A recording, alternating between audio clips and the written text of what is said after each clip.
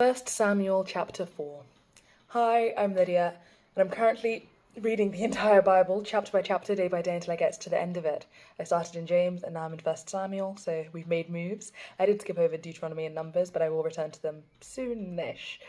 Aside from that, let's jump into why you're here, which is 1 Samuel chapter 4. And Samuel's word came to all Israel. I think that's a bit of a, I don't know where that is. The Philistines capture the ark. Now the Israelites went out to fight against the Philistines. The Israelites camped at Ebenezer, and the Philistines at Aphek. The Philistines deployed their forces to meet Israel, and as the battle spread, Israel was defeated by the Philistines, who killed about 4,000 of them on the battlefield. When the soldiers returned to camp, the elders of Israel asked, "Why did the Lord bring defeat upon us today before the Philistines? Let us bring the ark of the Lord's covenant from Shiloh, so that it may go with us and save us from the hand of our enemies." So the people sent men to Shiloh, and they brought back the ark of the covenant of the Lord Almighty, who is enthroned between the cherubim. And Eli's 2 sons, Hophni and Phinehas, were there with the ark of the covenant of God. When the ark of the Lord's covenant came into the camp, all Israel raised such a great shout that the ground shook. Hearing the uproar, the Philistines asked, "What's all this shouting in the Hebrew camp?"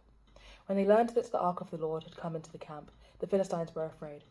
"A god has come into the camp," they said. "We're in trouble. Nothing like this has happened before." Okay. "Woe to us! Who will deliver us from the hand of these mighty gods? They are the gods who struck the Egyptians with all kinds of plagues in the desert. Be strong, Philistines. Be men, or you will be subject to the Hebrews, as they have been to you. Be men and fight." So the Philistines fought, and the Israelites were defeated, and every man fled to his tent. The slaughter was very great. Israel lost 30,000 foot soldiers. The ark of God was captured, and Eli's 2 sons, Hophni and Phinehas, died. As it was written. Death of Eli.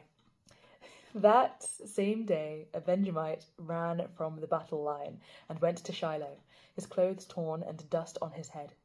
When he arrived, there was Eli sitting on his chair by the side of the road, watching, because his heart feared for the ark of God. When the man entered the town and told what had happened, the whole town sent up a cry. Eli heard the outcry and asked, "What is the meaning of this uproar?"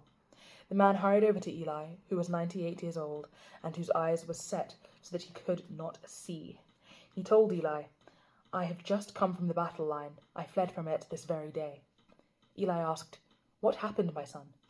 The man who brought the news replied, "Israel fled before the Philistines, and the army has suffered losses. Also, your 2 sons, Hophni and Phinehas, are dead, and the ark of God has been captured." When he mentioned the ark of God, Eli fell backward off his chair by the side of the gate. His neck was broken, and he died, for he was an old man and heavy. He had led Israel 40 years. His daughter-in-law, the wife of Phinehas, was pregnant and near the time of delivery. When she heard the news that the ark of God had been captured and that her father-in-law and her husband were dead, she went into labor and gave birth, but was overcome by her labor pains. As she was dying, the women tending her said, "Don't despair, you have given birth to a son." But she did not respond or pay any attention. She named the boy Ichabod, saying, "The glory has departed from Israel," because of the capture of the ark of God and the deaths of her father-in-law and her husband. She said, "The glory has departed from Israel, for the ark of God has been captured." Right. Thank you so much for joining me today and for reading the Bible with me and pouring into your own relationship with God. This is great stuff, and I'm very happy for you. I pray that God blesses you abundantly today and tomorrow in case I do not post. But I do plan on posting tomorrow, so God willing, I will see you then. Aside from that, if you'd like to watch these videos in a clearer order, you can do so by checking out my YouTube channel, which is linked in my TikTok bio. There are playlists in French, Spanish, and English, where French and Spanish are not my first languages by any means, and I have learnt them over time. I'm not fluent in them, so bear with. But all of those playlists have chapters have videos which are dedicated to every chapter of the Bible from James through to 1 Samuel, skipping over Deuteronomy and Numbers for the moment. So yeah, there's a lot there. It's pretty fun, pretty good and fun and fresh. Feel free to check that out, peruse on your own time. And yeah, aside from that, God bless, and I'll see you when I see you. Bye.